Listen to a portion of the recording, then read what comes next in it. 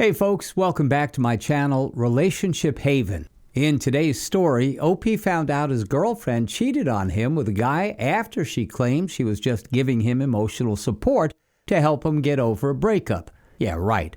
OP then got revenge by ghosting her without giving her any warning whatsoever, and now his girlfriend is losing her mind.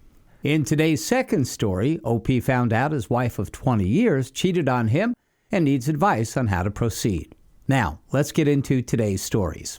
I have been dating a girl I met at work. We'll call her Martha, for 1.5 years, of which the last half year has been long distance. We've been meeting once a month for a weekend or so. We have another colleague, let's call him John. And we've met his longtime girlfriend, let's call her Jane, on the vacations we've taken in the last year. Jane works elsewhere and has been with John since their high school days, more than 9 years. A week ago, I got an email from Jane. I don't know you too well, so it's probably not my place, but I got jilted, and I don't want the same to happen to the other hurt party in this matter. John and Martha have been involved since October. I don't know to what extent or if it was from even before. I don't wish to know either, because whatever, I'm aware of beyond a doubt from their messages, and subsequently his confession is enough for me to break it off. I'm not in touch with anyone in that crowd anymore, and I don't intend to be. I don't know what your relationship with her is. This was just an FYI. Good luck and take care. I trust my girl, so my first reaction was to show her this email and ask her to find out if John is okay after what seemed to be an ugly breakup, as they're very close. She got defensive and said, I had no right to accuse her and I should have deleted the email and have never shown it to her if I truly trusted her. I spoke to another colleague, Bill, and told him what had happened. He said John had told everyone he had a breakup sometime before October, but continued hanging out with Jane, which everyone had found odd, intervened, and then finally left him alone on the subject. He also told me that Martha and he spent a lot more time together now, though he didn't suspect anything romantic. Now, I'm not proud of this part, but I got frustrated at this point and wrote back to Jane asking her for evidence. She wrote back saying she didn't want to get involved any further and the confrontation was in person. So, anyway, she had no evidence. I wrote back desperately asking for some message or chat for me to confront. She wrote back giving some personal details of the things she had read, the terms of endearment they had for each other, the physical involvement description, etc., and said to either trust her or not, but please keep her out of it for now. I confronted Martha with the details, and she denied the whole thing. I really don't know what to do.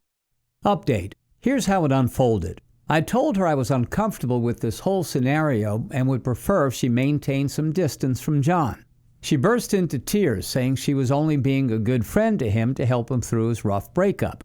I demanded to know why she hadn't told me about the breakup if she knew, what with all her continuous yapping about every other random thing. She said he had told everyone about the breakup but was still trying to make it work with her. So she wasn't sure what the scenario was. She went on to tell me that Jane was a complete psycho and told me horror stories of things she did for attention. Jane was allegedly envious of my girl's closeness with John, even though nothing was going on between them. She said John had finally severed ties, which caused her to lash out and attack her. Martha threw me. I believed her and felt quite terrible for doubting her. After a lot of her tears were spilled, I apologized profusely and suggested we keep our distance from both of them until they sort out their own shit. She reluctantly agreed.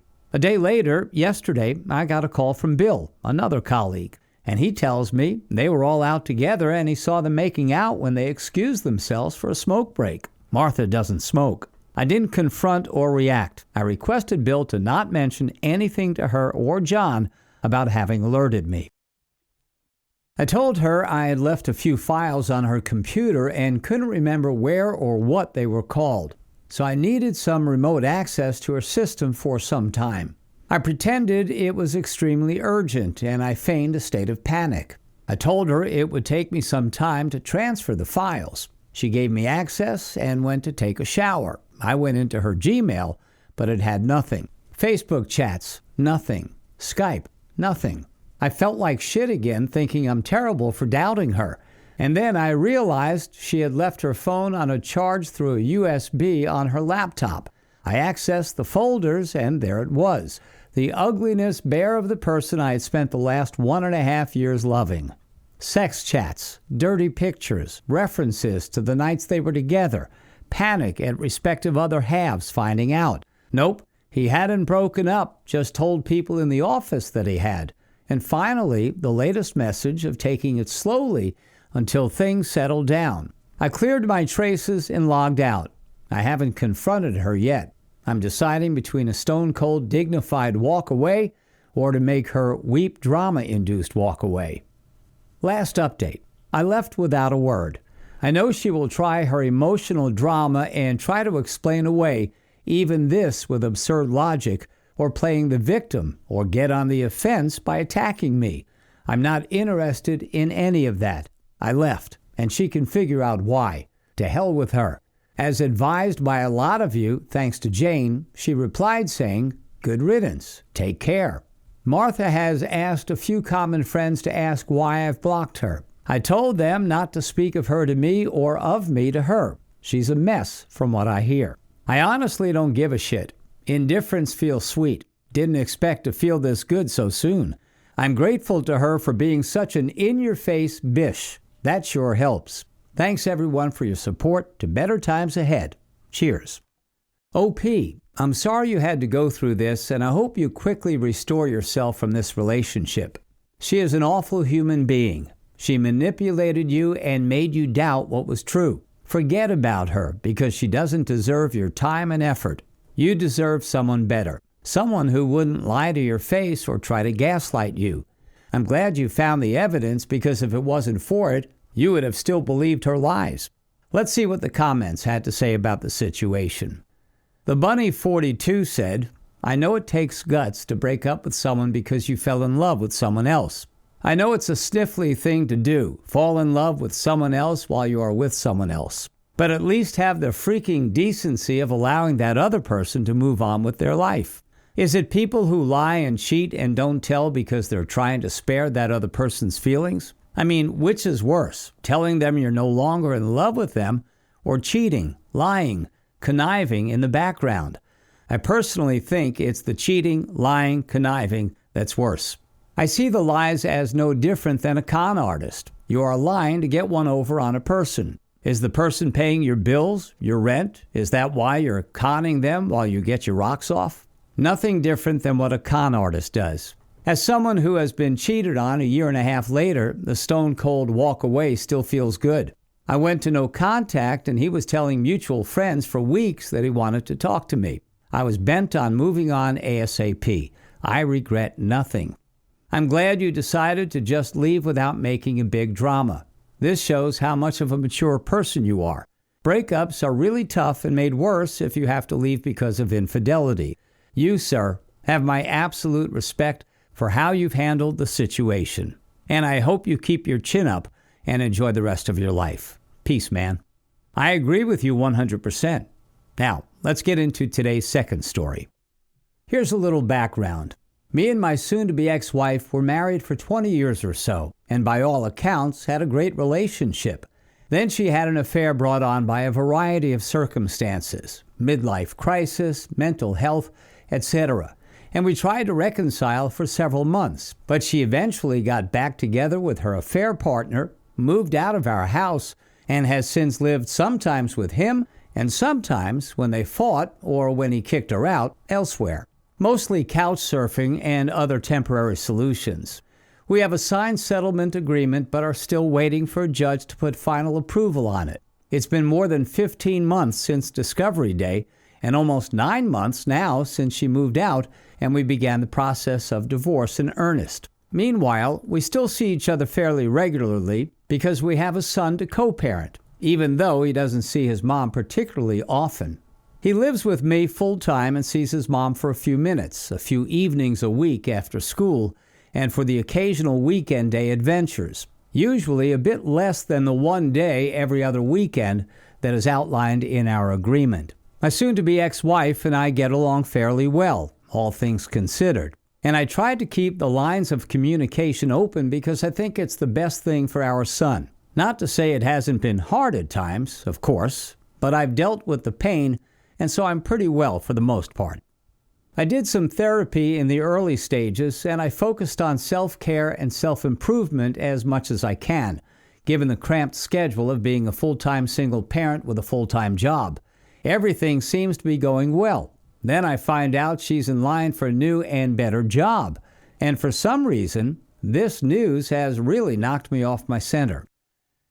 It's strange to me that given how poorly she has handled her social life, blowing up our relationship, which I know she regrets, not meeting her responsibilities with our son, losing contact, and being in conflict with a bunch of her family and old friends, and other aspects of her personal life, reckless spending, mounting debts, looming bankruptcy, she seems to really be doing well at work. That, I guess, is where she's focused all of her energies. This, in spite of the fact that she's constantly worried, even now, that her supervisors will find out about A, the divorce, and B, the fact that her affair partner is a coworker. But even that is okay. I mean, I'm fine with the fact that she's had success at work. But then I found out she has a line on another job, one which will substantially boost her salary, and I'm knocked off kilter.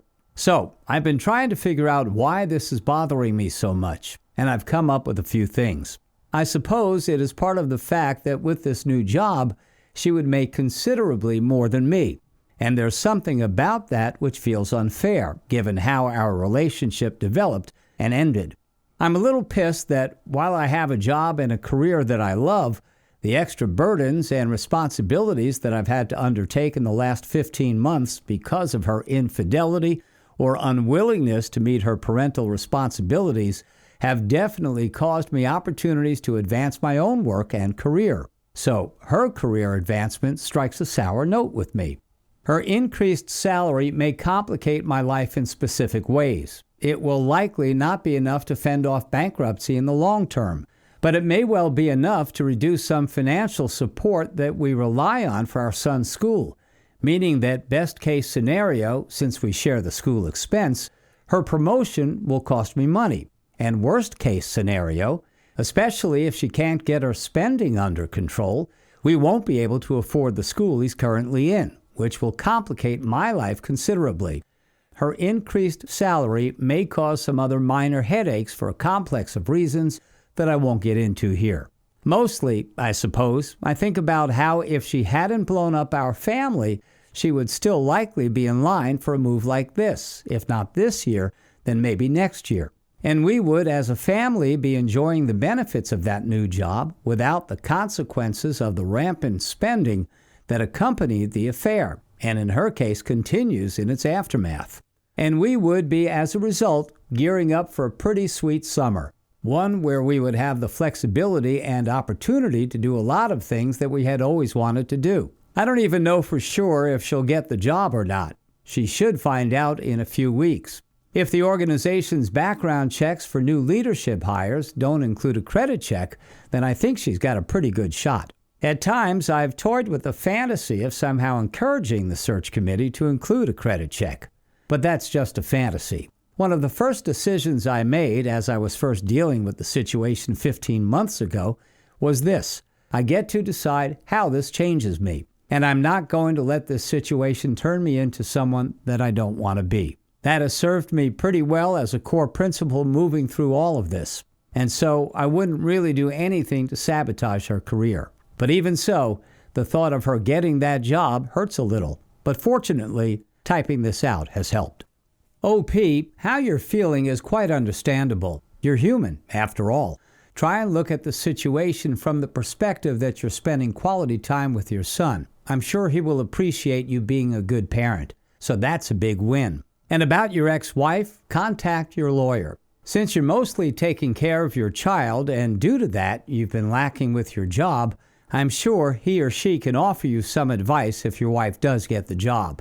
Take good care of yourself and your son. Let's see what the comments had to say. Birdsinger29 said, I see her paying alimony and child support to you. Speak to your lawyer. I'm confident that will be the case. I get why this bothers you, and I don't blame you one bit. However, it might be time to be a bigger man. You may want to show your son how a man acts and not be vindictive or resentful. Work on being the best that you can be and being the best role model for your son that you can be. Also, advise your lawyer of the situation. You should be able to revisit any previous agreements. Yes, I know it sucks, but sometimes you just have to hold your head up and move on. All the best to you. Settlement agreements can change because of an increase in salary. Have your lawyer redo it if she gets the promotion. Thanks for taking the time to listen to today's stories. Don't forget to like and subscribe if you haven't already done so, and comment below on what your thoughts are on today's stories. If there's a story you would like to share with me about your own situation or someone else's, then please do not hesitate to contact me. Take care, everyone.